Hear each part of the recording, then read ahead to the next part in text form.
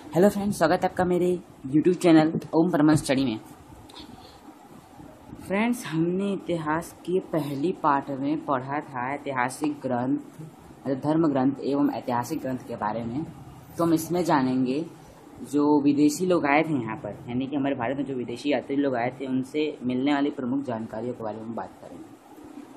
Friends, अगर आपको video पसंद है तो लाइक और सब्सक्राइब जरूर करें। अगर आपको कोई गेम की वीडियो चाहिए, जैसे कि GTA 5 से रिलेटेड या कोई भी गेम की वीडियो, एंड्रॉयड गेम या फिर PC गेम, कोई वीडियो, तो आप मेरे कमेंट में डाल सकते हैं। अगर आपको कोई गेम प्ले वीडियो चाहिए तो अपनी इस वीडियो को स्टार्ट करते हैं।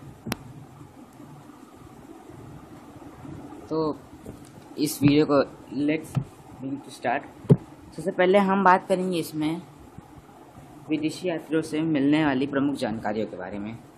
कौन से यात्रियों के? विदेशी यात्री। तो फ्रेंड्स, इसमें हम बात करेंगे यूनानी रोमन लेखकों के बारे में। सबसे पहले हमारे लेखक हैं जिनका नाम है टेसियस।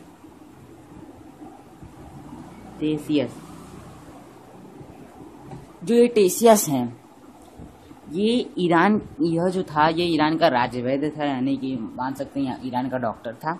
जो पहले हम सब डॉक्टर्स को क्या कहते थे? राजवैद्य कहते थे, यानी वैद्य के नाम से। और ये राजवैद्य था, प्रमुख क्या था? यह ईरान का राजवैद्य था, यानी कि यह ईरान का राजवैद्य था और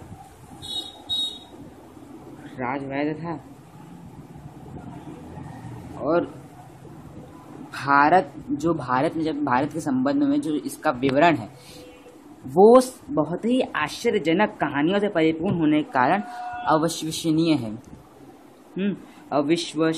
है। क्योंकि जो ये भारत के संबंध में जो इसका विवरण है, भारत के संबंध में से इसका, ये तो हमको भी नहीं पता कि इसका ये क्या कहा था जिसके कारण इतना अविश्वसनीय है, लेकिन जो भारत के संबंध में जो इसका विवरण है वो आश्चर्यजनक, जो कहानी से परिपूर्ण होने के कारण अविश्वसनीय है। तो इसके बारे में ज़्यादा चर्चा न करते हुए हम आगे बढ़ते हैं। तो सबसे पहले जो टेसियस था, क्या था? ईरान का राजवैद्य था। अब हम आते हैं सेकंड हमारे कौन है? सेकंड नंबर पे हमारे हैं हेरोडोटस। कौन है हमारे?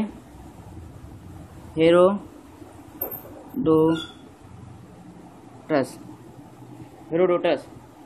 जो ये हेरोडोटस थे, यानी कि जो हेरोडोटस थे, ये कौन थे? ये हेरोडोटस को इन्हें इतिहास का पिता भी कहा जाता है, यानी कि फादर ऑफ हिस्ट्री। इतिहास का पिता किसको कहा जाता है? हेरोडोटस को कहा जाता है। और इन्होंने जो अपनी पुस्तक लिखी थी हिस्टोरिक, जो इन्होंने अपनी पुस्तक लिखी थी, कब लिखी थी? 5वीं सदी में लिखी थी। कौन सी सदी में लिखी थी? 5वीं सदी में लिखी थी इन्होंने, 5वीं शताब्दी में। 5वीं शताब्दी में कौन सी पुस्तक लिखी थी? हिस्टोरिक के नाम से एक पुस्तक लिखी थी 5वीं शताब्दी में। 5वीं शताब्दी ईसा पूर्व में भारत और फारस के संबंध में इनका वर्णन किया गया है हिस्टोरिक में। हिस्टोरिक जो किताब उन्होंने लिखी है, और परंतु इनका विवरण भी अनुचित एवं अफवाहों से आधारित है। जो इनका विवरण है, इन्होंने हेरोडोटस जो थे, ये कहा जाता है इतिहास का पिता कहा जाता है हेरोडोटस को, फादर ऑफ हिस्ट्री। इनकी पुस्तक का क्या नाम है? 5वीं शताब्दी ईसा पूर्व में लिखी गई है, हिस्टोरिक। और इन्होंने भारत और फारस के बीच में कुछ संबंधों का वर्णन किया था, लेकिन इनकी जो संबंध है, यानी कि जो इनका विवरण है, वो अनुश्रुतियों एवं अफवाहों पर आधारित है, यानी कि वो गलत और अफवाह मानी जाती है। इनकी भी बातें अफवाहें मानी जाती हैं। अब हम आगे चलते तो हमारे तीसरे नंबर पे लेखक जो हमारे तीसरे नंबर पे हैं आते हैं, वो सिकंदर जी। सिकंदर को आप जानते हैं, द अलेक्जेंडर ग्रेट, यानी कि अलेक्जेंडर ग्रेट। ये सिकंदर के बारे में आप तो जानते हैं, सिकंदर किसका पुत्र था। तो सिकंदर के साथ जो आने वाले लेखकों के बारे में से बात की, जो सिकंदर के साथ आया था, सिकंदर जी ने भारत लेकर आया था। सिकंदर सिर्फ एक ही सपना था, भारत पे हुकूमत करना। सिकंदर का एक ही सपना था।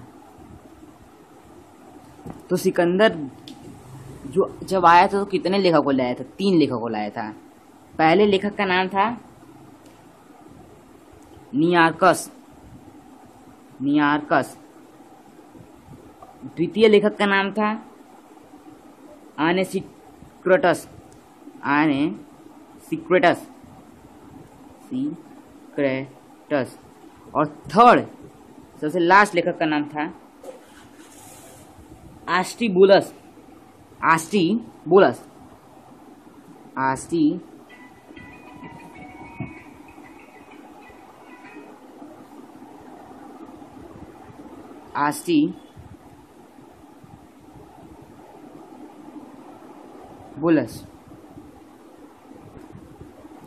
आस्टिबुलस। तो ये तीन लेखक थे, नियार्कस, आनिक्रिस्टस और आस्टिबुलस। जो ये तीन लेखक थे, इन तीन लेखकों को सिकंदर लेकर आया था। कहाँ पर लेकर आया था? भारत सिकंदर लेकर आया था। तो फ्रेंड्स, कुछ सिकंदर के बारे में बात कर ली जाए तो जो सिकंदर था, सिकंदर यानी कि सिकंदर का जन्म कहाँ हुआ, कब हुआ था? 300 यानी कि सिकंदर का जो जन्म हुआ था, सिकंदर के जन्म की बात करें, अब हम सिकंदर के बारे में बात करते हैं। तो सिकंदर का जन्म 365 ईसा पूर्व कहाँ हुआ था? 365 ईसा पूर्व हुआ था। और सिकंदर के पिता का क्या नाम था? सिकंदर के पिता का क्या नाम था? यानी कि उसके पिता का नाम था फिलिप। उसके पिता का नाम था फिलिप। और ये फिलिप जो था 359 में, यानी जो फिलिप था वो 359 में 59 ईस्वी पूर्व में क्या था? ईस्वी पूर्व में ये मधुकुनिया का शासक बना था। किसका बना था शासक? मकदूनिया का। इसका शासक बना था मकदूनिया का। मकदूनिया क्या बना था? शासक बना था। और इसकी जो हत्या हुई थी 329 ईसा पूर्व, यानी 329 ईस्वी पूर्व में इसकी क्या हो गई थी? इसकी हत्या कर दी गई थी। और सिकंदर किसका शिष्य था? सिकंदर के गुरु का नाम क्या था? अगर इसकी मेन बात की जाए, इसकी गुरु की अगर इसकी गुरु की, तो इसके गुरु का नाम क्या था? अरस्तु नाम था। क्या नाम था इसका? इसके गुरु का अरस्तु। इसके गुरु का नाम था अरस्तु। ये किसका शिष्य था? अरस्तु का शिष्य था। और सिकंदर ने भारत विजय का अभियान कब चलाया था? 326 ईस्वी पूर्व चलाया था। भारत विजय का अभियान सिकंदर ने कब चलाया था? 326 ईस्वी पूर्व चलाया था। और इसके पिता की मृत्यु ठीक 3 साल पहले हो गई थी इस अभियान के। और सिकंदर का सेनापति कौन था? सेल्यूकस निएक्टर था। सिकंदर का जो सेनापति था, जब वो युद्ध लड़ने गया था, उसका सेनापति कौन था? सेल्यूकस निएक्टर था। सेनापति सेल्यूकस निएक्टर था। सेल्यूकस निएक्टर था।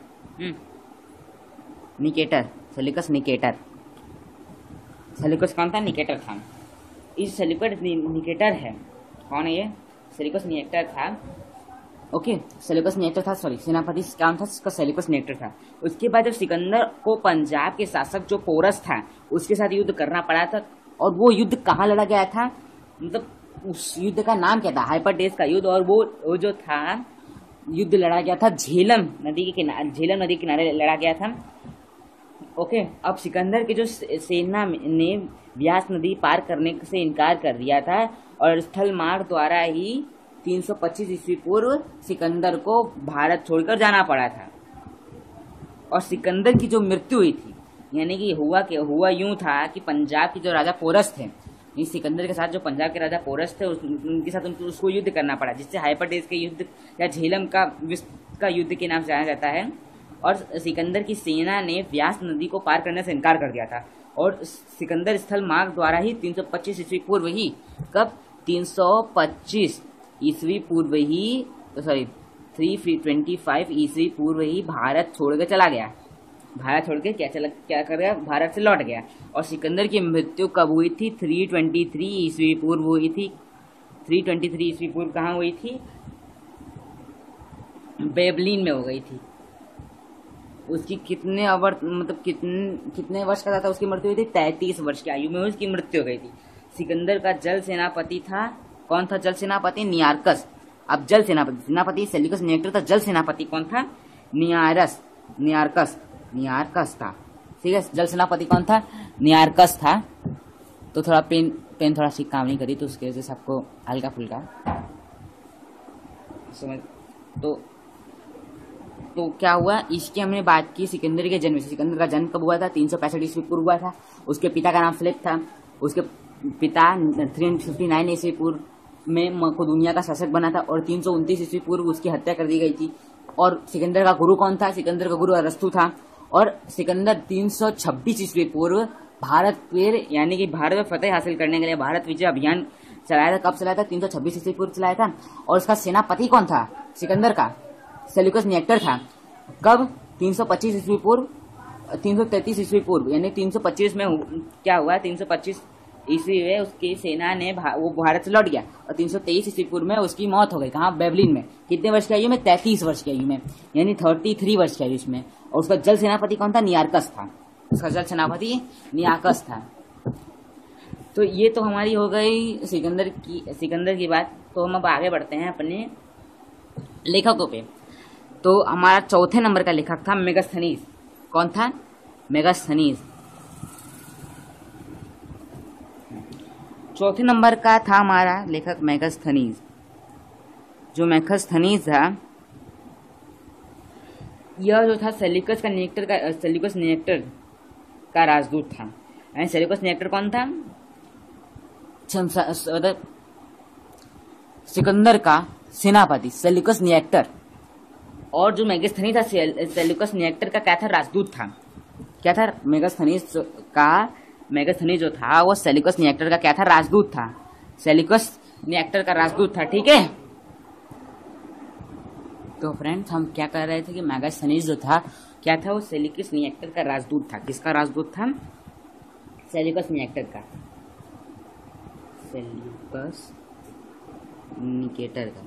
सेल्यूकस निकेटर का क्या था? राजदूत था। किसका राजदूत था? सेल्यूकस निएक्टर का राजदूत था। ठीक है। तो मेगास्थनीज सेल्यूकस निएक्टर का राजदूत था जो चंद्रगुप्त मौर्य के किसके दरबार में आया था? भारत आया था चंद्रगुप्त मौर्य के दरबार में। चंद्रगुप्त मौर्य।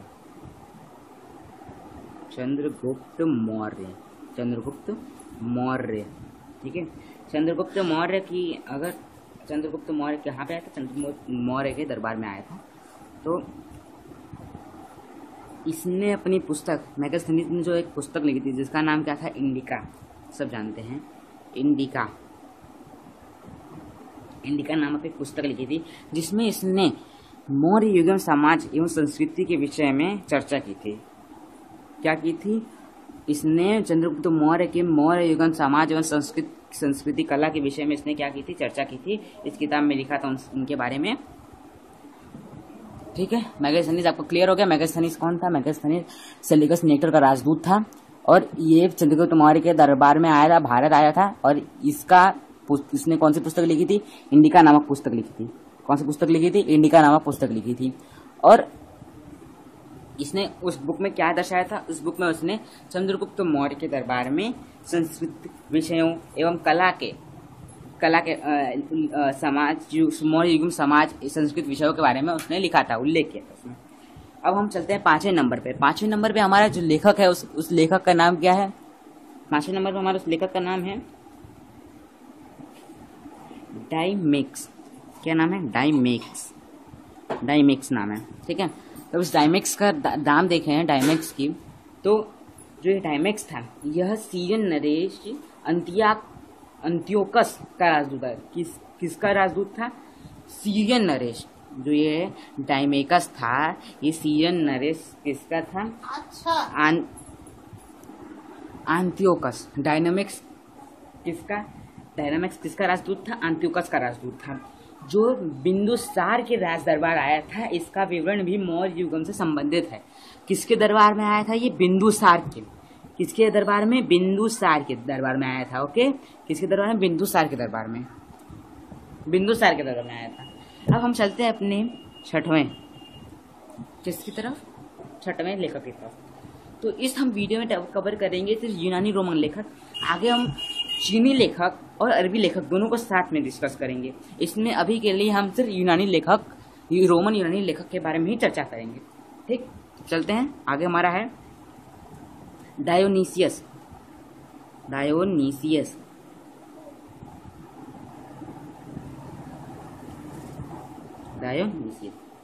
तो यह जो था यह मिस्र के किसका? किस चीज के? मिस्र के। यह जो था यह मिस्र के नरेश सॉरी यह जो था ये मिस्र के नरेश टालमी फिलडेल्फस का राजदूत था। बहुत ही अजीब और गरीब नाम होते हैं यहाँ के दूसरे देशों के। यह मिस्र के किस राजा का राजदूत था? ये था राजदूत किसका? टालमी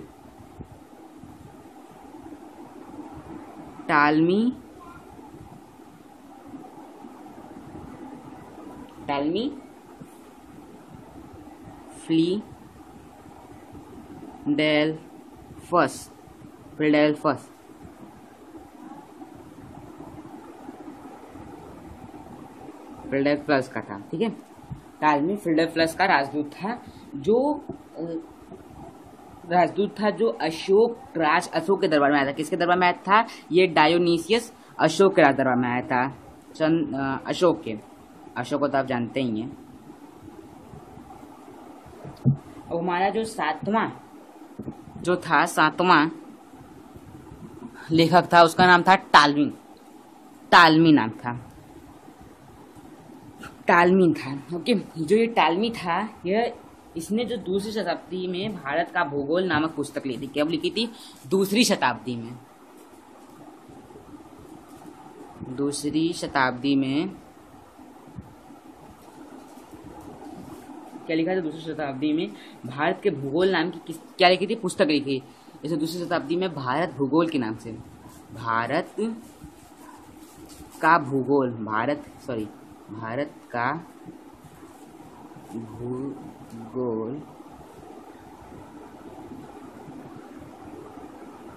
नाम से क्या लिखी थी? इसने पुस्तक लिखी थी। भारत का भूगोल नाम से पुस्तक लिखी थी।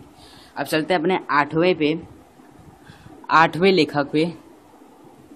एक बिंदु पे लगाना भूल गया। तो आठवें लेखक पे चले तो आठवें लेखक कौन है? प्लिनी